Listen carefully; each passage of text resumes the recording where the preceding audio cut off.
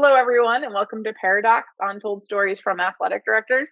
I am Dr. Danielle Lapointe, and my co host is Dr. Dustin Smith, and we are back for another episode. I'm really excited because we have, I think, one of Dustin's favorite people on today, Doug Gillgore. How are you doing today, Doug? I'm doing well, Danielle. Thank you very much. We are so excited to have you here. I know I can speak on Dustin's behalf with that. So I want to say thank you for being here, but also thank you to Ticket Spigot, who sponsors all of our episodes. And it's, what we do wouldn't be possible without them. So Dustin, I know you're chomping at the bit over here to introduce this guest tonight. So I anticipate a nice long love letter for our listeners, but take it away. Well, you are right. I am excited, but I'm going to preface this by anybody in NIAAA that is upset with me or disappointed with me, we can blame Doug because Doug is the one who got me involved in this. In all sincerity, Doug is a mentor of mine. He's a great friend and somebody that I bounce a lot of ideas off of, and we spend a lot of time together. We teach together. We presented together. It's just amazing the amount of influence that he's had in my profession and my professional walk. But aside from that, he's an NIAAA Hall of Famer. He's an Arkansas High School Athletic Administrator Hall of Famer. He is just a legend, and anybody that can go by the bow tie AD, you know that's a legend. People know exactly who he is. So I was at the state coordinator summit not long ago, and they told people that I was from Arkansas and I was replacing Doug or working with Doug as the state coordinator. And the comments I got were twofold, Doug, and you can defend yourself or explain yourself however you want to do this. One was, will you wear a bow tie? And it was evident that I did not wear one. And two was, do you sing like Doug sings? So with that as an introduction, I'm going to leave it open to you and let you respond to said comments. Well, I can appreciate those two comments they had there, Dustin. I'm glad I'm kind of hurt that really neither one of those was very substantial. I mean, I've been doing AD stuff for years, and neither one of them have anything to do with that. But no, I can understand that, and of course, I would love for you to wear the bow tie and carry on a tradition there, and I have plenty to share.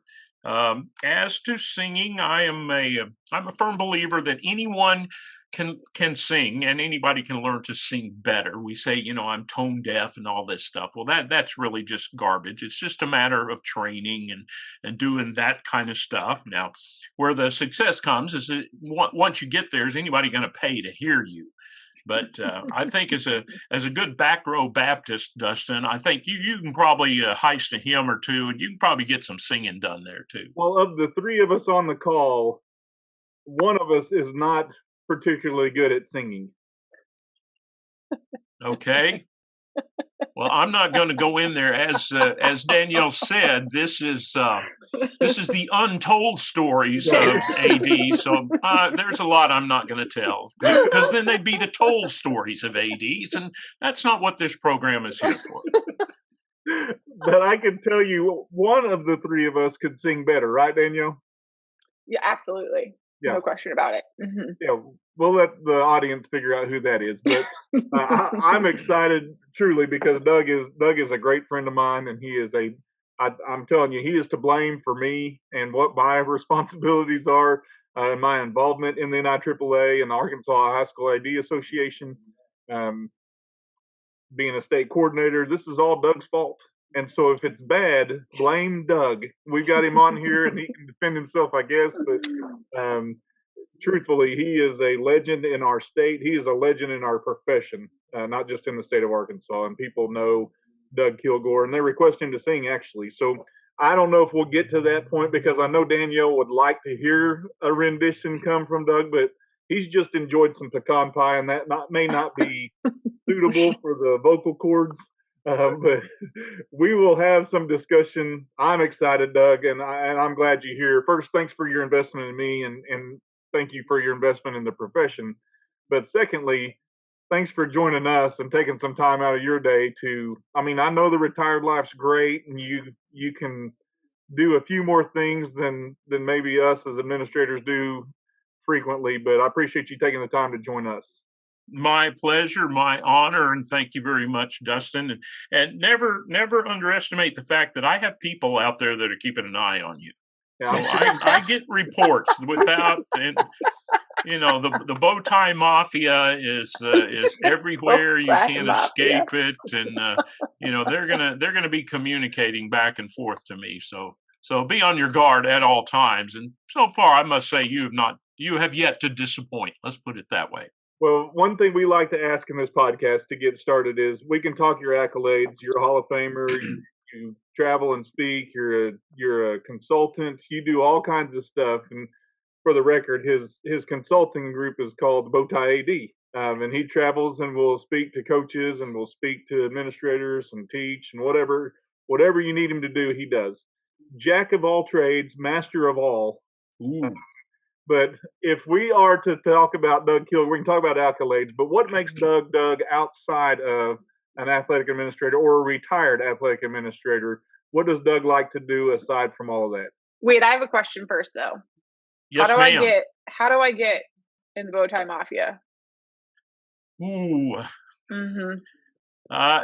It's going to take maybe a we while, don't share Danielle. it. I would say maybe we don't share it with everyone, but I feel like that can be an off conversation that we need to have, because I have some stories for Dustin you might need to know.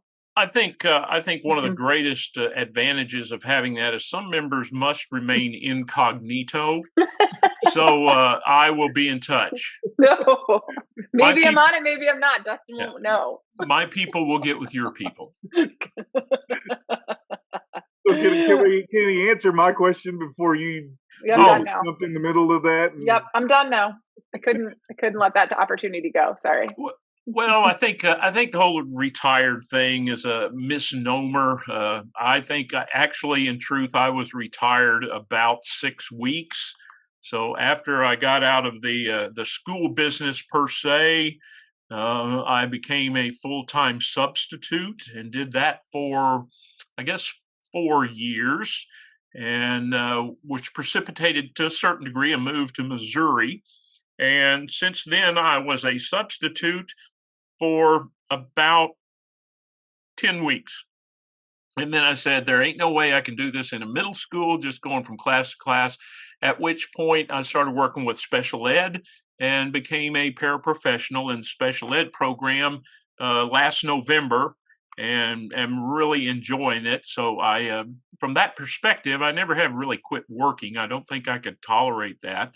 But in truth, I stayed connected with the AD stuff. And, we see all these stages of coaches, and, ultimately they get to the point where the last straw is they get burned out. Well, I never did get burned out, but I just transitioned to it's time to give back. And from the experiences I've had and the people that have mentored me and pulled me along, that I've sat at their feet and learned, and we've talked and stuff, where I think from those experiences, it was something for me to continue in the profession and to give back to these people, because, there's such a great turnover in the profession. And each one of these coming along, and something I say on a very regular basis, is we don't have the time to make all the mistakes in the world. We need to learn from the mistakes of others. And the more I can prepare people to overcome mistakes or to avoid them, or the be proactive. So that's really where I get a lot of the joy of life. I just recently returned from Arizona, co-taught all 4 of the legal courses with Peg Pennypacker, which was a great honor. But that whole kind of thing, and I think probably half of the people in our classes were in 2 years or less in the profession. So if I can do anything to help them along, to encourage, to advise, and also to bring people like Dustin and any number of others along, because within that active sphere of ADs, there needs to be people of integrity, of honesty, of forthrightness, of professionalism, that need to continue on and carry on this thing. So to a certain degree, teachers and educators and coaches, they look at at students being their legacy, the people that are going to be left over and kind of carry on. But I would tend to think that probably ADs are what I would like to have as a legacy, and the pyramidal effect of where them affecting coaches, who in turn affect students, who in turn affect parents, that is going to build a very broad base of impact and influence. And whether I get the credit or not is immaterial. But the fact that if we get them headed down the right path and prepared for that path, then the things I'm doing, I will consider that to be a success. Well, what he's not saying is that it's taken him a while to pull me along, is what he's saying. It's kind of like I'm the remedial student that he's really got to spend a lot of time with and pull along and develop. So it's been 7 years, and it's probably seemed like maybe even in the wilderness, maybe like Moses walking around 40 years in the desert. That may be what it's like for him. No, I don't think so. Don't sell yourself short there, buddy. So we've talked about Arkansas. We've talked about Missouri. Let's paint on a map. That's what I like to ask people. What geographically? Talk about your time in Arkansas, where you were, and then now in Missouri, where you're presently located. We lived in Sherwood, which is a suburb of Little Rock, a bedroom community. Going from south to north, it's Little Rock, a very important river, the Arkansas River, then North Little Rock, and then Sherwood. So we were in the central Arkansas area. I worked for several years at Central Arkansas Christian School. My wife did as well. And then last summer we started, it was just time for a change. Things happen and it's time for a change, to turn a page. And we moved to Springfield, Missouri, had connections here, known people. The wife had all kind of relatives from around here.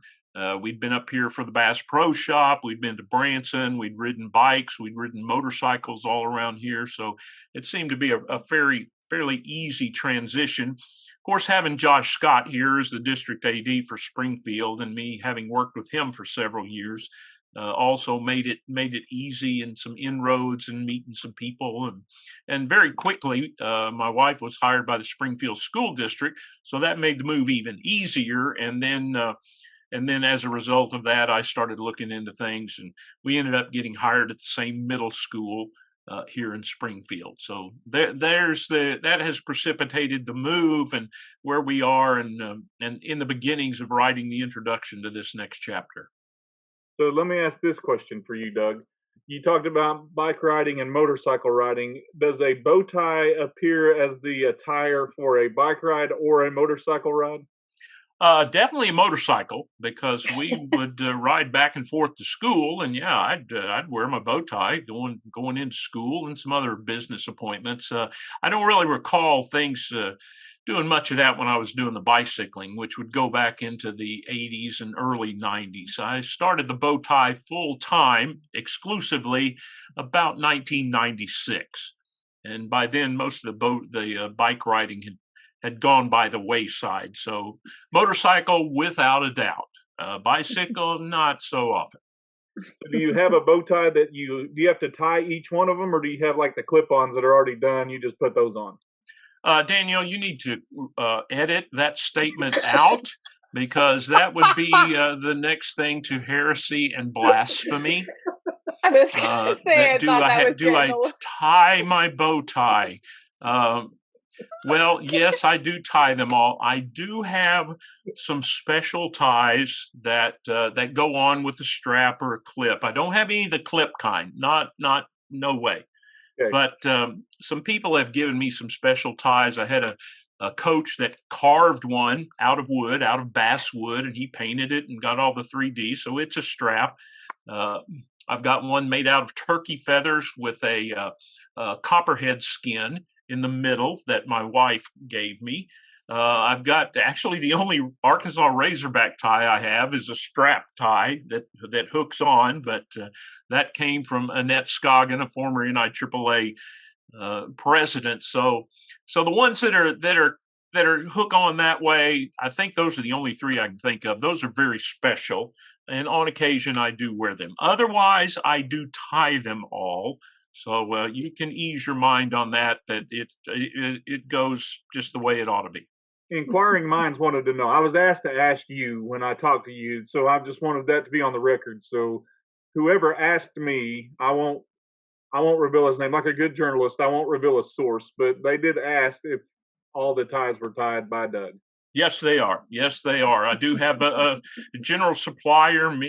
The overwhelming majority come from Bowties Limited in Middlebury, New Hampshire. Middlebury, Vermont, which I was fortunate enough this summer to visit their location. And a lot of ties I get as long ties for commemorative reasons, because you can't really find bow ties in some places, but I send them off and they get made into bow ties. I've got a real a tie that I really do treasure because of who was with me. It's very patriotic, red, white, and blue. I got it the gift shop across the street from the theater where Lincoln was shot. I've got one from the NFL Hall of Fame. From an NEDC meeting 2 or 3 summers ago. I was also visiting with Gary Stevens in Maine, and he took me on the grandiose tour of Harvard, his alma mater, and picked up a Harvard tie.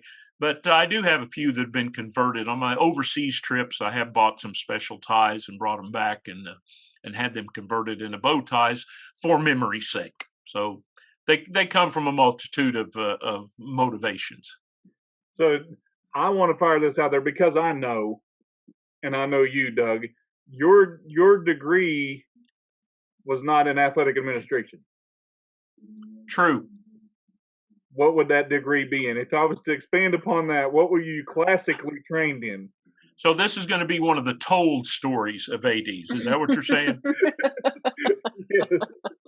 After moving around in several majors in undergraduate work, I was on the 5-year plan. I'm a firm believer that the college gig is great. You should keep it as long as you can. But ultimately, I settled on vocal performance. So I was, in essence, a voice major at Harding College in Arkansas and did graduate work, earned a performer's certificate, which is kind of a professional degree at what was then North Texas State University, now the University of North Texas, and that was in vocal performance as well. I know, Daniel, you got a question. I know you got one. Okay, I just want to hear him sing. You want to hear me sing? Yeah, what I do. what kind, in like preferably in English, Danielle? Whatever you're feeling right now is fine with me. Mm-hmm. Oh, I got you. 'Tis the gift to be simple, 'tis the gift to be free, 'tis the gift to come down where you ought to be. And when you find yourself in the place just right, 'twill be in the valley of love and delight. That's from an old Shaker hymn. Well, thank you. An old Shaker hymn called Simple Gifts, which has been presented in any number of media, orchestral arrangements, songs, and that kind of thing. But I sing that a lot. I think it's got some great thoughts and messages to it. My questions are more directed towards Dustin and how he even thought that he's going to fill these massive shoes that he has to fill now, following in your footsteps. It's not going to happen, Dustin. Now, here's the reality. I have embraced this a long time ago. I could lay down 3 times and not fill his shoes. So I am understanding the mountain that I'm trying to climb, but the great thing about Doug is he has been authentic. He's been real. He's just been trying to, I said it earlier, pull me along. And sometimes that's a lot more work for him than it is for me. But yeah, there's a whole mountain I'm trying to climb, and I cannot fill his shoes, nor would I try. I'm not Doug, and that's okay. Doug is Doug, and there's only one of him, and thankfully for him, there's only one of me. Well, don't sell yourself short, or I'm going to have to get the guys out after you and the gals. We're just passing stuff on, Dustin. I had so many people in my background. Some of them: Jim Rowland, Bill Mayo of Arkansas. Bill was an early NIAAA president. But in essence, and then the good friend that preceded Dustin in his position at Greenwood, Jerry Cecil, it happened, I think, in about 2002 or 2003. Bill and Jim kind of jerked Jerry and I up by our collar and voluntold us we were going to go into this state coordinator thing and work on the leadership training. And, as things went along, there's so many big people. Annette was just great friends. Annette Scoggin, Johnny Johnson around the state, even going way back, probably people you hadn't even heard of, Dustin, that are now have been long retired. But we had a good camaraderie and mutual benefit of one another. But as things started growing on the national level, there were people that were doing the same thing to me and just pulling me along. And given that at the time I was a good bit older than you, still in this learning mode, that Bruce Whitehead, Mike Blackburn, Jim Teff, who unfortunately has gone on, Jim Watkins, Don Bales, within this leadership training program, and ultimately a whole nother realm of mentorship and guidance when I was fortunate enough to be on the NIAAA board. And we so worked together. I think some of the people that you may or may not have had as guests, Rich Barton, Mark Armstrong, Mark Hunter, we've all just become great friends and interact. I know Andy Childs of Florida and Trish, and most of these are past presidents. And I don't know why I've been, riding their coattails around, other than I just, I'm one of those kind of people. Of course, I'm older than all of them, but nevertheless, Andy Childs, Trish Whitkin, Florida and Missouri, Florida and Connecticut, respectively. And we've just had a big camaraderie. Dustin knows a lot of these people. We work together on different projects. So it's a case, Dustin, be assured that what goes around comes around. So it's just that it's my turn to be driving the Gator as we move on in this. Now, Steve's thrown in a Gator. Can you imagine that, Doug? I can imagine him whooping a gator, and probably even turning it inside out. Any gator that bit down onto that was destined to choke on that one. That's for sure. He said, and he proclaimed that when he was in a gator, he said it was like a shrine car to him. I could imagine. Yeah. And I'll guarantee you is probably tilting a little bit toward Grandma's house. So, we can bash these guys because they can't defend themselves now. But what I know is you were an administrator for a long time, and you dealt with a lot of things, whether that's parents, whether that's coaches, whether that's situations. And you promised to keep it G-rated, and I think that disappointed Danielle. But I know you've got some stories in your time as an administrator in that chair. So some of these are untold, which obviously we're going to leave told by the time you get done talking about them. But is there a story that jumps out to you first that you just think, man, I can't believe this happened? Oh, there's so many of them. I did jot down some notes just to make sure. I will say the one thing, your comment about the parents, since I kind of got into the profession at an advanced age, and quite honestly, once even when I was teaching, once a teacher becomes older than the parents you're dealing with, it changes the dynamic completely. Now, once said teacher who is older than the parents he's dealing with is also a former teacher of theirs, then it just really modifies that. And the old saying about the apple doesn't fall too far from the tree. It's really easy to say with you get a misbehaving kid and say, I understand where this came from because I taught you, dad or mom or whatever. So that in my career that wasn't too bad. So and moving on into that in the beginnings. I was basically around when CAC started athletics and some of the things we had to deal with and do, and with which is prototypical for a school starting up and starting athletic programs. I remember we moved kind of out in the country where the school is now at the time, and we finally got things leveled out and had some. We bunch of us went out there and laid sod to get a feel. But it happened one day. We came back to do some summer practicing, getting ready for the season, and apparently a pretty good sized herd of cows had thought that it was some really good grazing area. And, what goes in one end ends up coming out the other within time. And probably the most trouble we had were the moms that were calling, saying, when they were cleaning their kids' practice gears, where in the world have y'all practiced on it? How do you get this out and this smell out? So that was some of the struggles. We were in a little hillside that they kind of carved some things out and blasted literally to make enough flat. But then they went to put in a track, and they had to blast a little bit more. Well, I think whoever's doing the blasting kind of misinterpreted the teaspoon with the tablespoon, and they put a little bit too big a charge. So the next thing we know, we had bits of shale out to the far 20-yard line. So we spent 2 days of practice, everybody crawling on their hands and knees, picking up these rocks, just sharp rocks. So these are the struggles that you're just there and you're cussing and you're sweating and you're hot, but you end up laughing about it.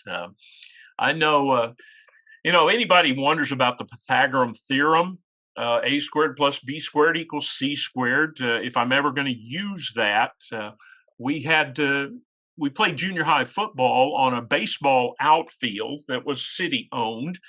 And myself and my 2 assistant coaches, who happened to be seniors, went out to get the field ready for junior high. And I thought I had this all figured out with string, and we're a squared, b squared, and a tape measure and all this stuff. So we started on one end and we were all square and laying and going. Well, when it all was done with, get down to that far goal line, and it was kind of an advantage because we knew if you ran to the left from the 15-yard line, the 10-yard line, it was 10 yards to the goal line. But if you ran your plays to the right from the 10-yard line, it was really only about 6 yards to the goal line.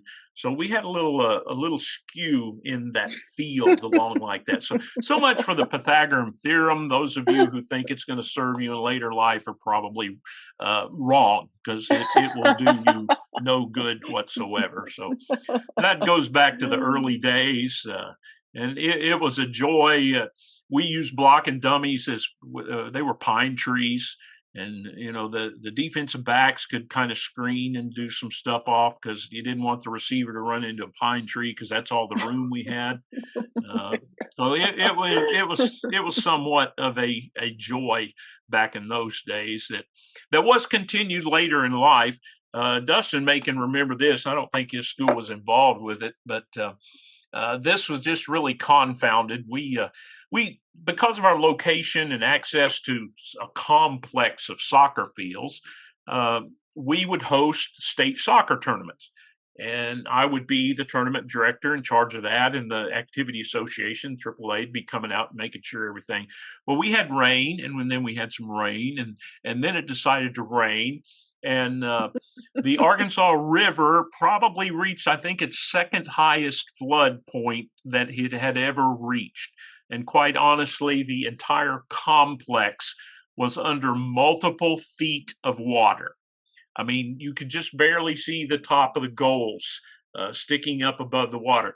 So we had to make do, and everything was great. He pitched in. But when the water started coming down, I'd heard reports and drove out there to check. There were all kind of fish, including some 20, 30-pound catfish that had gotten caught up in the soccer nets. It was like a fishing net. It was a fishing net, and they were hung up in the water, and they couldn't get out. So that was just living proof that there was no way we could play soccer on those fields. How would you get them out? I mean, that would be a lot of manual labor to. Well, most of them, Danielle, I don't know what your doctorate is in, but obviously not fisheries biology. The fish are pretty much landlocked if there's no water around. So, it wasn't these walking catfish kind of thing. But I'm thinking they're stuck in there. Like they're stuck and can't get out. That's what I'm thinking in my head. You know what, a soccer, it was the same as fishing with the net. You could pull them out. And, okay. I'm thinking you just have like fish stuck all in the soccer net everywhere. So after the soccer tournament was over, we had a great catfish fry fundraiser, and but those are just some of the early things. And I know Dustin's been there, and we got the turf and digital ticketing and all of those great things. But I'm sure there's challenges in there as well. Doug, I want to ask. I want to go back to the cows grazing on the field. Yes. And the statement you made that what they eat ends up. What goes in must come out. Yes. Must come out. Yeah. Oh yeah. Oh yeah.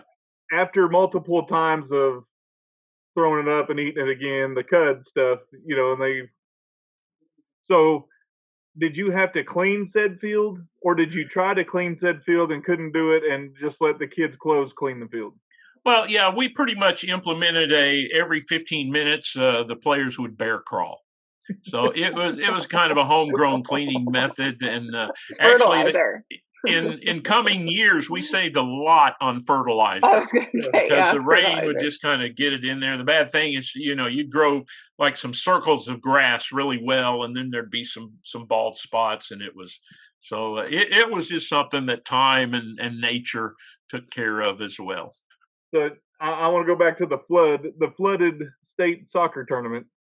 Did you ever determine that it may be possible to play water polo?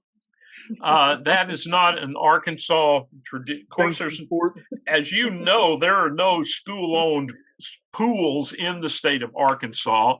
With the influx from Louisiana, the alligator population moving up into central Arkansas, water polo would have become a live or die exercise because we'd have been playing in natural waters out there.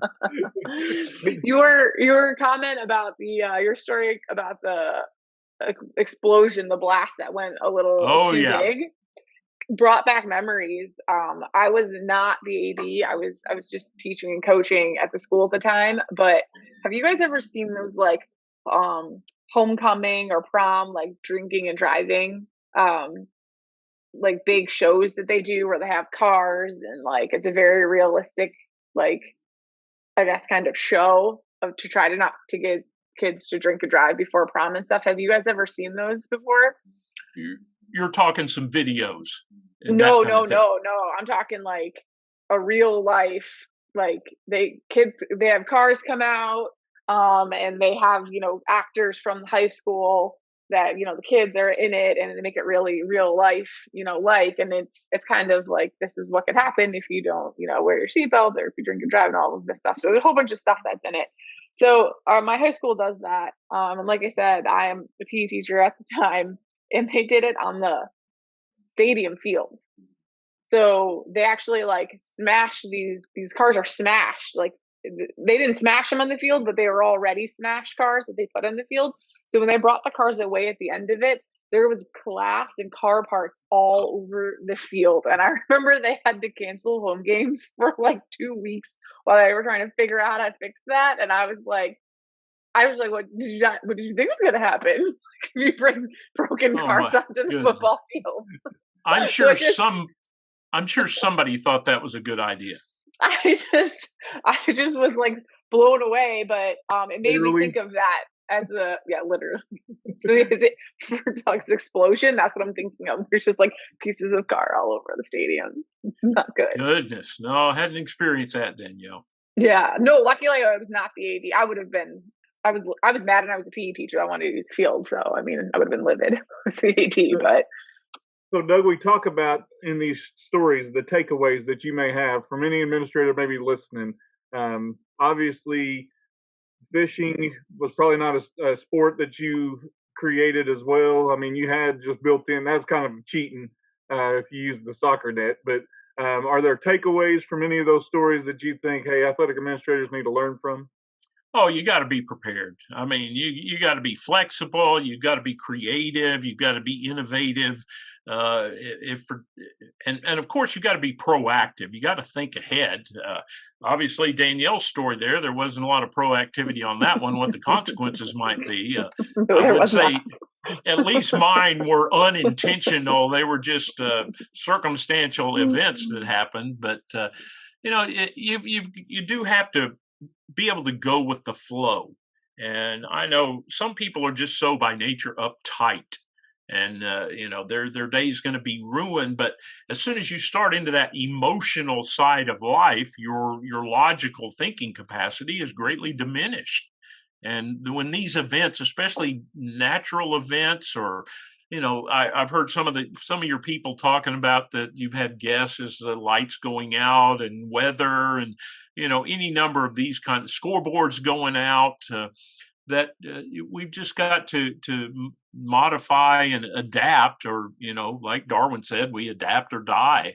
And maybe that's attributable to why some people, there's such great turnovers. They can't function in a living environment where so many things are going to happen like that. But certainly flexibility, maintaining some imagination, maintaining a thing as much as we want to. The kids are going to benefit, even if some circumstances are not absolutely perfect.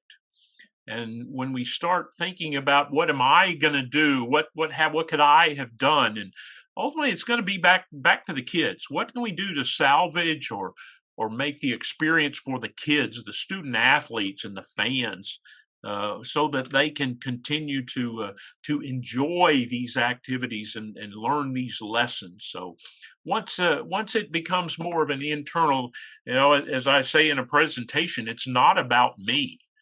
As an AD, it's going to be about those people that we're trying to serve. So keep that as a focus rather than on these environmental things and circumstantial things, many of which we have no control over.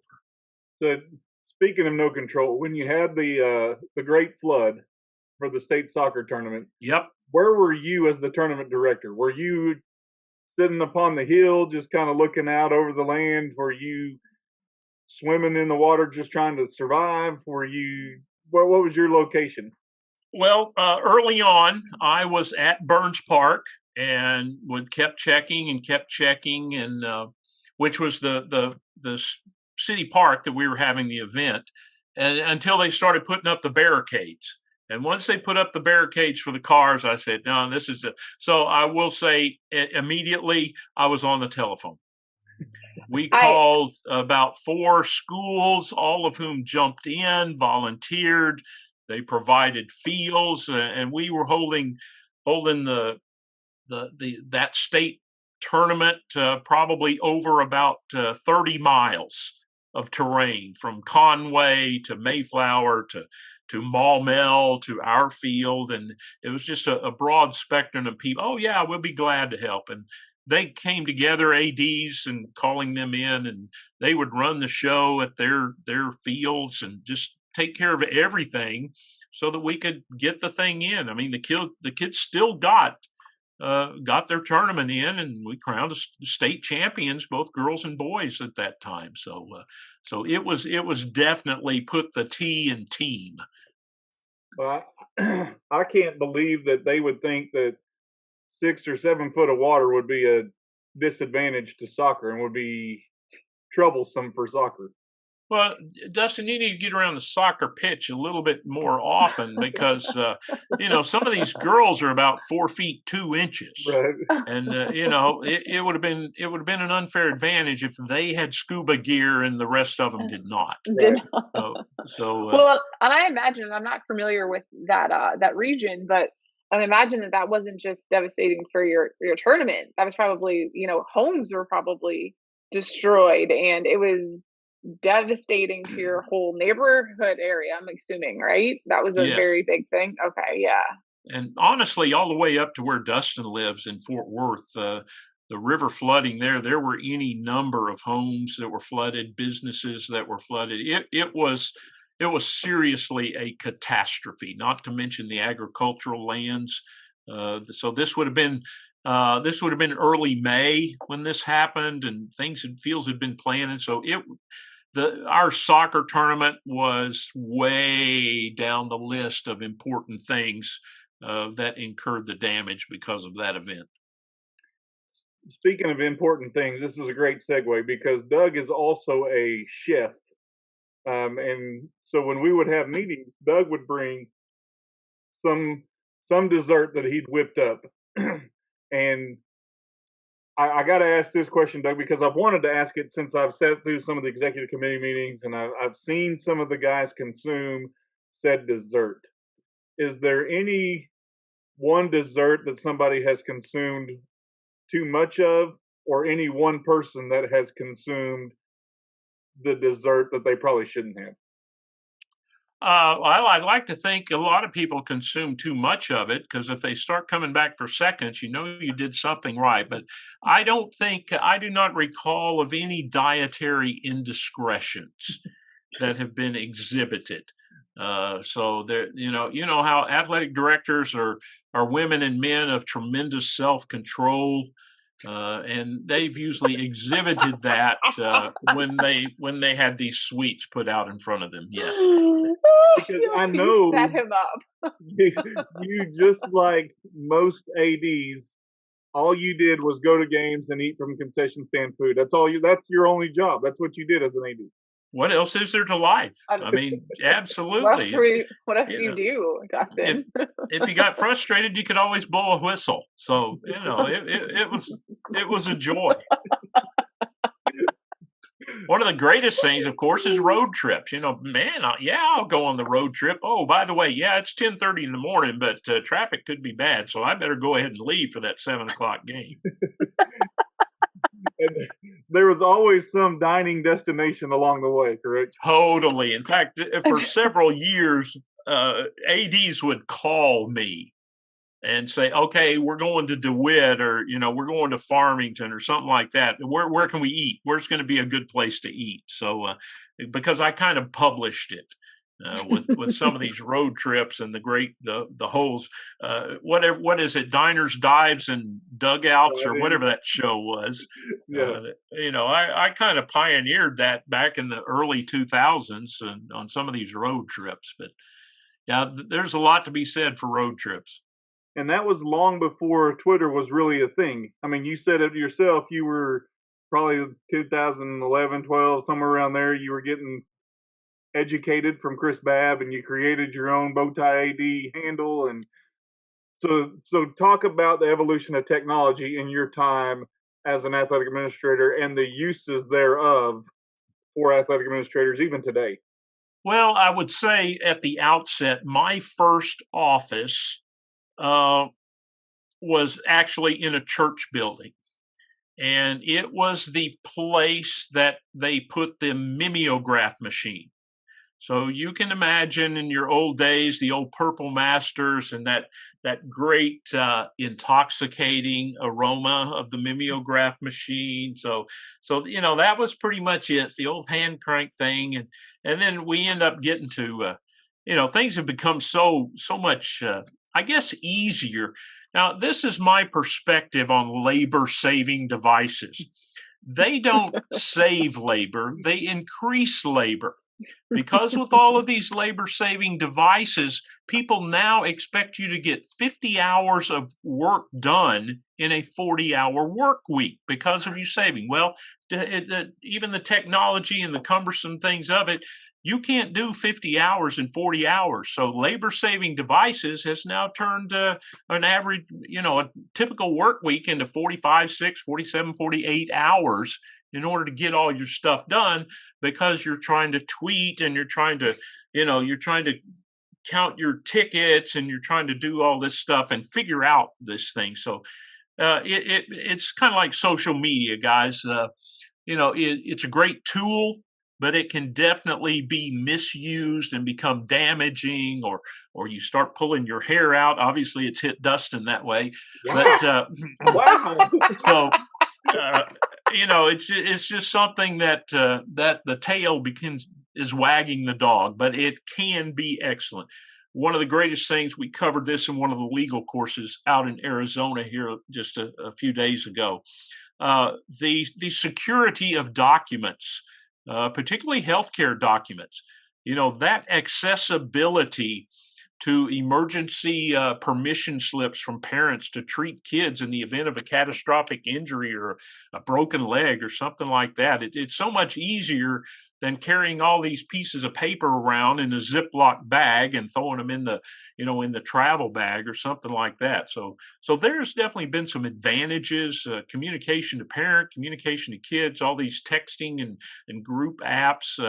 But it has come a long way. I remember, at one time, the bus, we would stop about 30 minutes from the school so kids could use a payphone and call their parents, say, well, we're 30 minutes out, go up to the school and wait. And now, cell phones, they're just ripping this thing off. And it has made something much better. And hopefully coaches don't have to hang around for an hour and a half after returning to the school to wait for parents to come pick up their kids.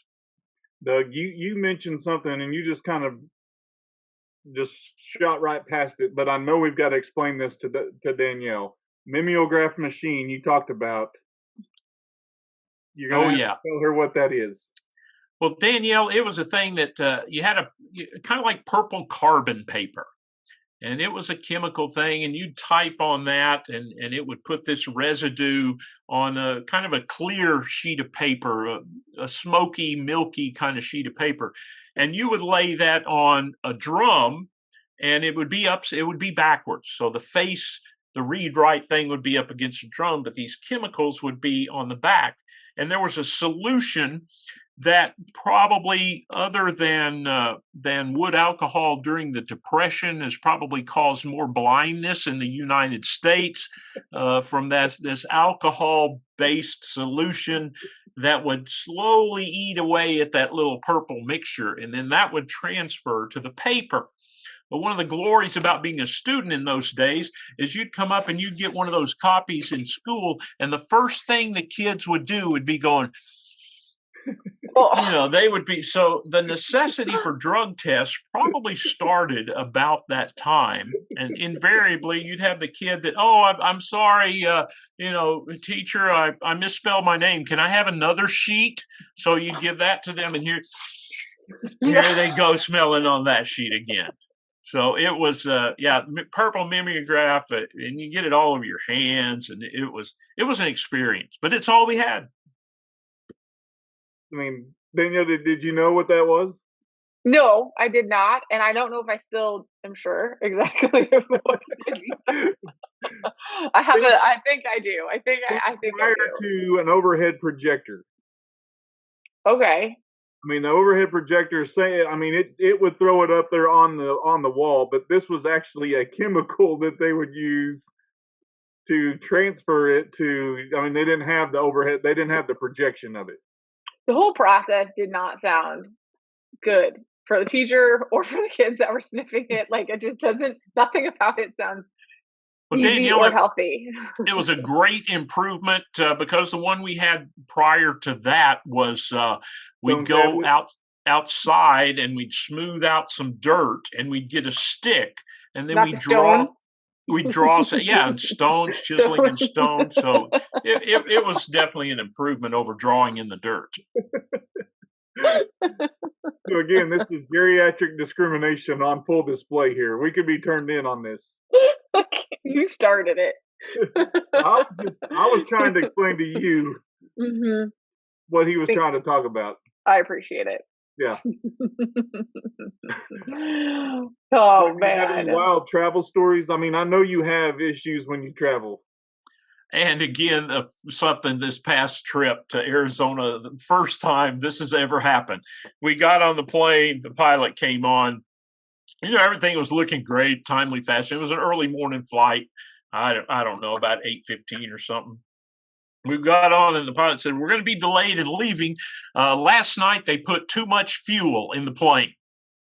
So we're overweight. So we're going to have to go out to the taxiway and run the engines for about an hour before we're going to be down to weight to take off. And I'm like, so automatically you get done and you find out the airline has added $35 to your ticket price to pay for all that fuel they were burning up, not to mention the pollution. But I've never been in a case where somebody put too much fuel on the plane.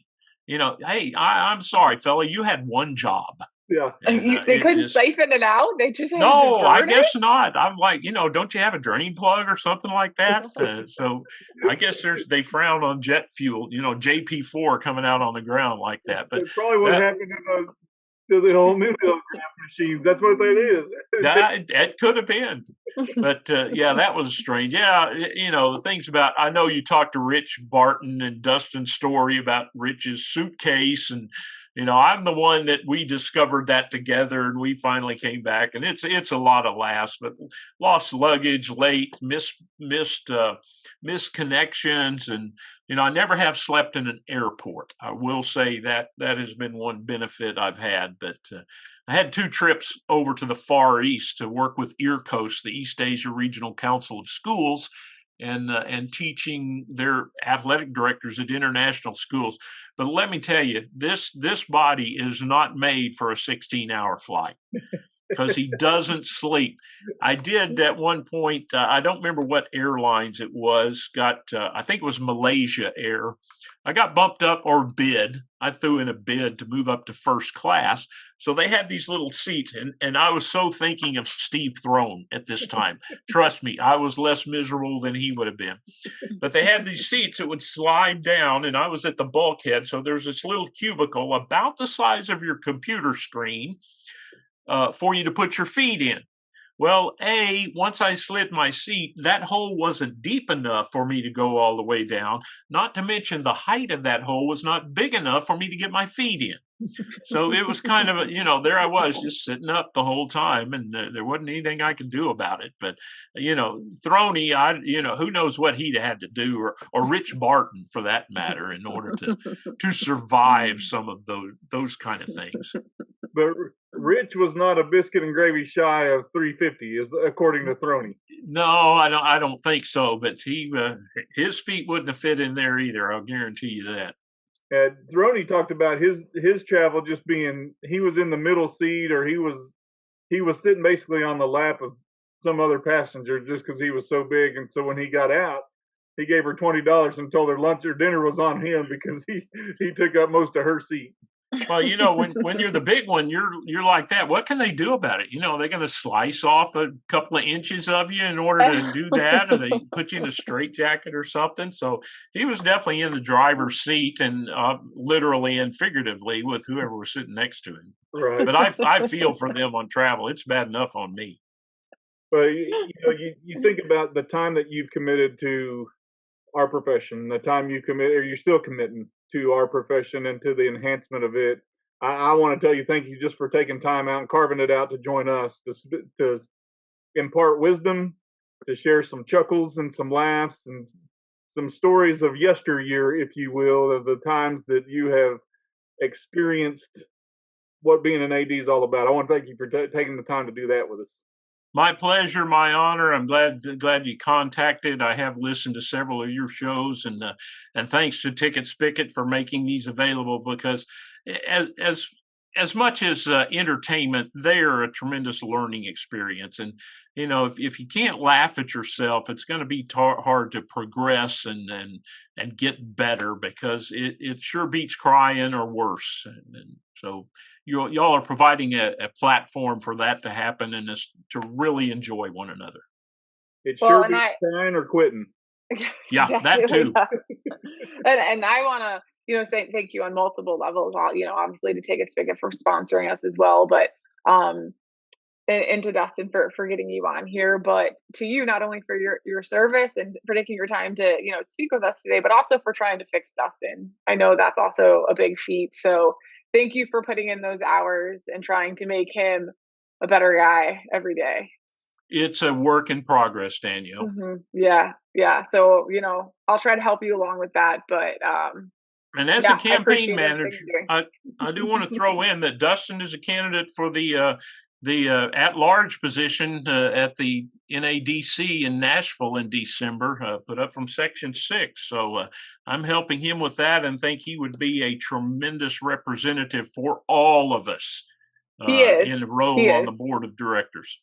Yep, and I think he would, be a great representation for us. So I'm glad you brought that up. But it's something I want to talk about too as we get closer to the national conference. But yeah, I'm very proud of him and think he could do great things. So, he definitely has my full support.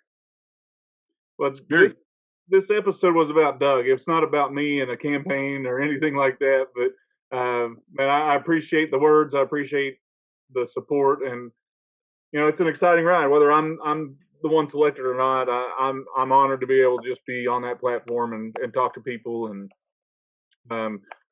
honored that Section 6 would even consider somebody like me, and hairless talker, whatever you want to call it, just a remedial kid. I don't care. Really, Doug, I appreciate everything you've done for our profession, and you continue to do it. And I really sincerely appreciate everything you've done for me and how you've invested in me. my pleasure. My pleasure. And thanks again for joining us. Thanks for Ticket Spigot, for the official ticketing partner of the NIAAA, and their support of our program. And tune in again, because we'll have some more stories, some shenanigans, and maybe even some geriatric discrimination as we go down the road. But I thank you, Doug, for joining us. And everybody, tune in again next week as we'll have another guest on Paradox Untold Stories from Athletic Directors.